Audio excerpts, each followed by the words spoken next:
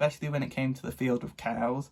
It talked about cows for way too long. Hi and welcome back to my booktube channel. Today is going to be probably my final video of 2021, which is weird because I can't believe I've actually stuck with it, to be honest with you. I'm not the best at uploading, but I'm surprised I've come this far. So in today's video, I'm going to be showing you my 5 best books that I read this year and 5 worst books that I read this year. Background, I tried to include my Christmas tree because it is Christmas Eve as I film this. Probably won't be when I upload it, but there's my Christmas tree. Happy holidays, happy Christmas. And my book cart, ignore that it's slowly growing. I've turned it into like my physical TBR. Apart from that, there's still books that I want to read and get rid of, but they're books that I bought since the last video, and I need to read them, so ignore that it's growing. Anyway, enough ramble, apart from my Snoopy hoodie. But yeah, enough preamble, I will get on with the video. So I think what I'm going to do is I'm going to go from I have a list, and basically I'm going to show you the 5 worst books first, and then we'll move on to the good books, and we'll go from the least bad to the one that I hate the most. And then there's 2 honourable mentions for each category, I think. But yeah, let's get into the video. The first book is Invisible Life of Addie LaRue. Now, this book isn't bad. I didn't enjoy reading it. It's got a lot of hype. I can understand why people love it. It's beautifully written and it has overall a beautiful story. It just wasn't what I was expecting. I was really hyped for this when I first heard the premise of the book when she was writing it. And it didn't live up to my expectations, which is totally on me. But yeah, it wasn't what I wanted it to be. I felt it lacked in a lot of areas. One of the criticisms I put in my review, which feels like ages ago now, was that we spend like 300 years with Addie, and we only ever go to France and America, or like Europe areas and America. We never go to African countries, we never go to Asian countries. It was a bit weird. Like 300 years. I knew if I had 300 years, I'd have been in every country. But yeah, it was just a bit of a letdown. So it's not terrible. I would recommend people read this if they were interested in it. It's a good book. Maybe it'll be better for other people, but yeah, it wasn't for me. So number 4 on my worst books of the year list is This Is How You Lose a Time War, which I did unhaul in my other previous video. Yeah, I think I said what I wanted to say in that, but it's a sapphic romance written by 2 straight people in straight relationships, and it was trying to be very poetic, but it was just rambling. It wasn't, in my opinion, that well written. It followed the same structural points in each chapter, and the ending kind of sucked. So yeah, I didn't like this book. The 3rd book on my worst books of the year is Crescent City. I don't know whether it's Sarah J Maas's writing, because this is the only one of her books I've read so far, but I didn't like anything about this book. I didn't like the characters, I didn't like the world, I didn't like the magic system, I didn't like the plot. The only good thing about this book is the cover art. I think it's very beautiful, and there's a beautiful version of it in the inside, which props to the artist, but not props to the writer, I'd say. Again, it's another hyped book, but it just didn't hit the mark for me, and hopefully when I attempt to read like ACOTAR and Throne of Glass, which I do have on my bookshelves, they'll be better than this one, but I know people say this is one of her best books. So fingers crossed I like her other books better, but this one just, it wasn't great. I think I'll do the dishonorable mentions first. The first two dishonorable mentions are books that I read for my American literature module in uni. One is Ceremony by Leslie Marmon Silko, and the second one is The Scarlet Letter by Nathaniel Hawthorne. These two books were two of the most boring books I've ever read. Now that's very harsh, but very true. This one, the story was okay for what it was and when it was written, but I struggled to get through this. The writing was very slow, very descriptive, and yeah, I didn't like it. The non-linear narrative of this book really rubbed me the wrong way. Like, it didn't make sense. Like, the way it was structured didn't really make sense, and I would say maybe that was a choice by the author to impact the story, but really it just didn't do anything. And it was very descriptive of nothing in particular, especially when it came to the field of cows. It talked about cows for way too long. And my other dishonorable mention is Allegiant. I think you can all guess why that is. If you haven't read it, I'm not going to spoil it, but if you have read it, you know why this was disappointing. Okay, now on to the top two, or bottom two, books of the year. Now, I'm still debating my order for this, but I think I have more of a hatred for one of these books. The second on my list of worst books is Warstorm, which, I'm gonna be honest, feels like such a long time since I read this and reviewed it. I don't know, I think I just buried it. I buried it in my reading mind. I was like, I don't want to remember this book. I don't want to even think about this book. But basically, earlier in the year, I read the Red Queen series, and I really enjoyed it. I really enjoyed the first three books. The first one was and the second two books were a lot of fun, really. Not the best books ever written, but they were a lot of fun. And then I read this one, and this book sucks. It sucks. I don't want to get into too much in case people don't want spoilers. I hate it. I hate it. I hate everything about it. And I've never felt that way about a book before, but it was such a letdown. I was very disappointed. I'd read three books of the most hyped series, and I was loving them, and then you read the fourth one and you're just like, why? why would you choose to do this? But yeah, that's enough. That's all I have to say about Warstorm. It sucks. If you're gonna read the Red Queen series, just read the first three and ignore this one, because honestly, you'd be doing yourself a giant favour. And now, drumroll, for the worst book of the year, in my opinion, out of what I read, is Dune, which was very popular this year, mainly because the film with Zendaya and Timothée Chalamet was out. So a lot of people were reading this book, and I hopped onto that train, and I wish I just missed the train, because this book sucks. And I know a lot of people, when they read it, they loved it. I can definitely see kind of why people like it. I can see why it was like this major jumping platform for the sci-fi genre. But the actual plot and contents of this book and the context behind it, it's just not great. I don't want to get too into it because I don't want this video to be too long, but one of my main gripes with this book is the villain. For one, he's the only plus size character, and basically villainizing being plus size.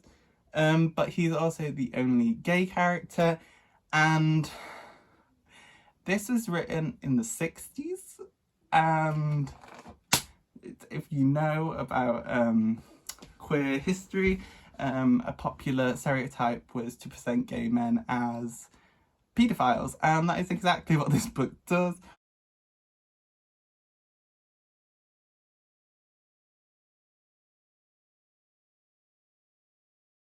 The main villain of this is a paedophile. He little boys that look like the main character Paul, to get some kind of self-satisfaction out of that, I guess. And so the context I mentioned was is Frank Herbert's son came out as gay to Frank, and basically from what I read, Frank cut all communications with his son and they had a very bad relationship, and basically he just didn't talk to his son again after he came out to him.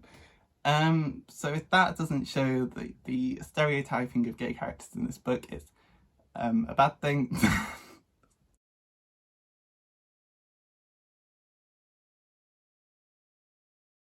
That's the gist of why I don't like that's the main gist of why I don't like this book, but also it's boring, it's repetitive, the little epigraphs before each chapter spoil what's going to happen, so there's no suspense. The female characters, their power, it's cool, but it's also kind of links with the view on women at the time, where they're not strong, but they manipulate you. They manipulate men with their words. Like, if you get what I mean by that. But yeah, I can see why it started sci-fi. I just don't see why people like it. But yeah, rant over. I'm probably gonna unhold that at some point. But let's get into some books that I did like, because I've read some good books this year. And it was hard to pick top 5. I have 4 honourable mentions, which I'll speed through. I won't talk about them for ages, but I have 4 honourable mentions and then really good books. I really had some good reads this year. The first honourable mention I have is probably going to be the most popular book that I have to show this time, but that is The Poppy War. This didn't quite make the top 5 because I was really enjoying the first half of the book, and then there's like a time jump and we were in somewhere totally different, and I was enjoying where we were, and when we jumped forward I was like, where are we going? But yeah, that's the only reason it didn't make my top 5, but I did really enjoy this book. I did plan on binging the series all in one, but I read something else and then kind of forgot. So I am planning on reading the rest of the series next year, and I'll do a series review. But yeah, I did really enjoy The Poppy War. The next honourable mentions I have are Thunderhead. It's my favourite one in the Scythe series. I love the ending. It had me on the edge of my seat, most literally. And it's probably one of the best middle books in a series I've read. It was really, really, really fun. And I'd recommend the Scythe series to anyone because it is a lot of fun. The next honourable mention I have is Before the Coffee Gets Cold, which, as you can see, I'm currently still reading. But I'm gonna finish this after I've already filmed this video, so I thought I would I'd pop it in and just be like, here it is. Otherwise you'll only see it on my Instagram. But yeah, I'm really enjoying this book, highly recommend it. And then also my last honourable mention is the Tokyo Ghoul series. I'm on volume 9 at the moment. But yeah, I'm really enjoying this series, so I thought I'd add it in. Okay, so there are my honourable mentions. Let's get on to my top 5 books of 2021. I can't believe this year is over already. Like, it feels like we've only just started. So number 5 on this list is Mexican Gothic, which is it's actually one of my most recent reads in this list. And as you can see, I did annotate and tab this. I was basically trying to figure it out as I went along, and I got this. I got it mostly. I won't say anything, don't worry. But yeah, this is a really interesting book. I really wish I'd read it in October, for the spooky vibe, but I read it in December. So yeah, I really enjoyed this one. I think what made this book better was being able to share all my thoughts and theories with Cindy on Instagram. I'll leave her in the description. But I don't know, this year I found how much I love to it's not really buddy read because I was reading it and telling her about it, but I just love talking to people about books as I read them because I think it's so enjoyable. But yeah, that was fun to discover this year. But I think talking to Cindy about this was hilarious and definitely made me enjoy it more.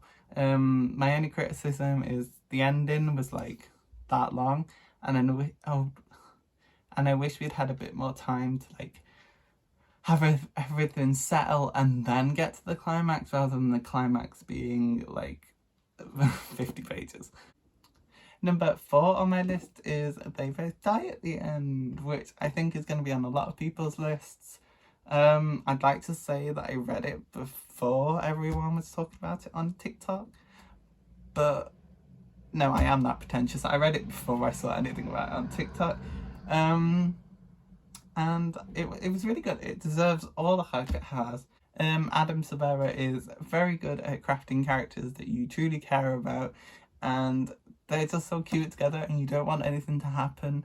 I'm not going to say anything else because I don't want to spoil anything, but Adam is such a great writer. Out of the books that I've read of his so far, the only one I didn't like was More Happy Than Not. But besides that, I really like him. So yeah, number 4 on the list definitely goes to They Both Die at the End. Read this book if you haven't already. Number 3 on my list is my biased opinion. It's technically a novella, but that is Love Creekwood. I would have put Aristotle and Dante and Love Simon on this list, but well, I didn't reread Love Simon this year. And Aristotle and Dante, it was a reread, so it doesn't count. But if I can't put those on, I'll put Love Creekwood on. I loved seeing Simon and Blue again. I'm not going to spoil who Blue is. But I love seeing Simon and Blue again.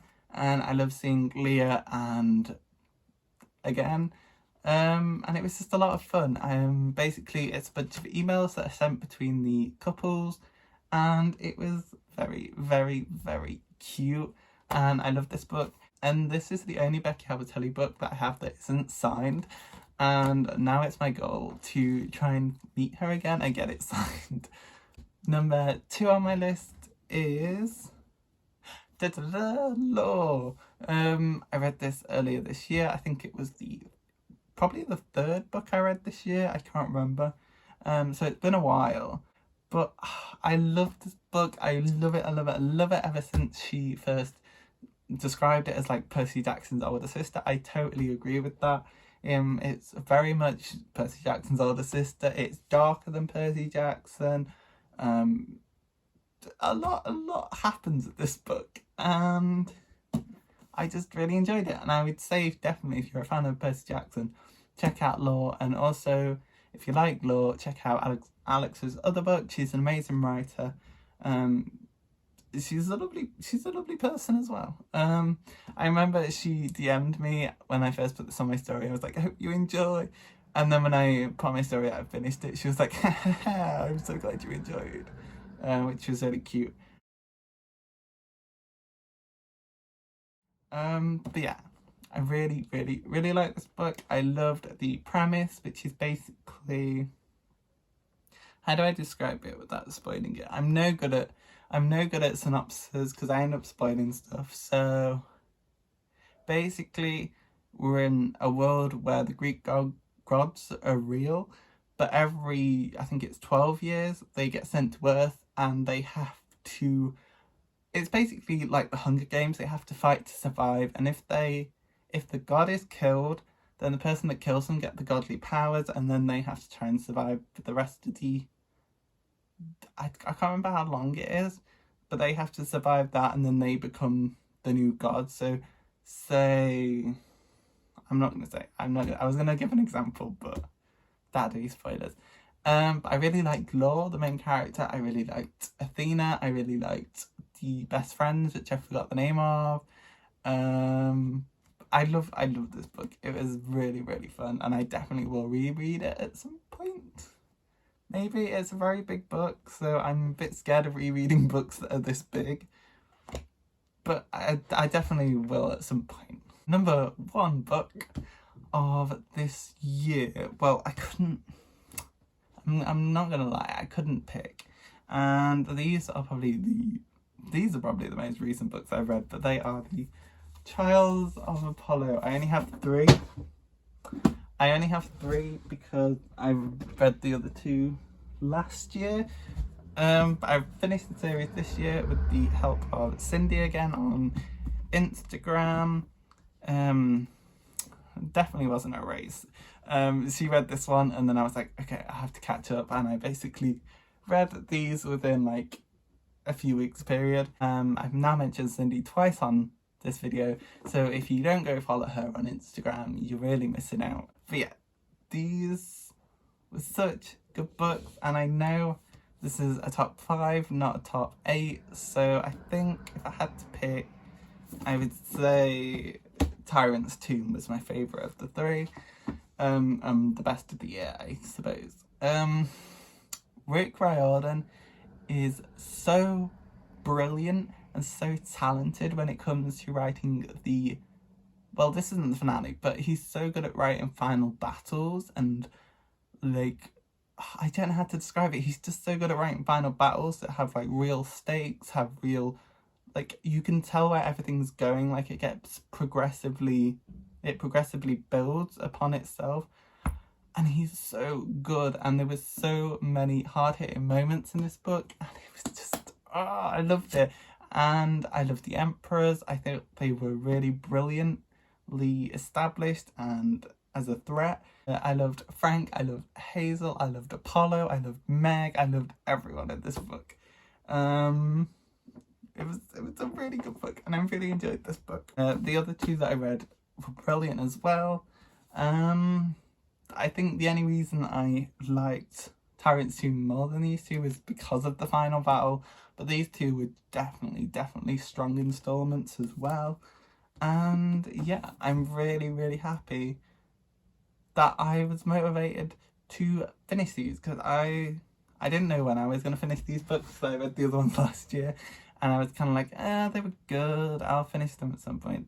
And then Cindy started reading them, and I was like, I can't let her beat me, so I read the rest, and I'm really, really happy that I did, because they were really, really, really, really good books. And I'm going to stop rambling, because this video is going to be really long, but these...